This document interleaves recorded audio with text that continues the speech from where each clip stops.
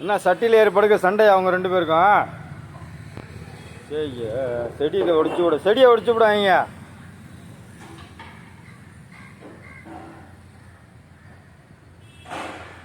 இந்த பாரா உன் தம்பியும் தங்கச்சியும் சண்டை போடுறத பாரு.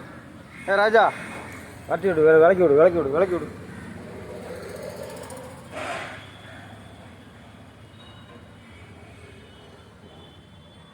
வலியவே மறைச்சிட்டு படுத்து கிடக்குறாங்களே. ஐயோ ஐயோ.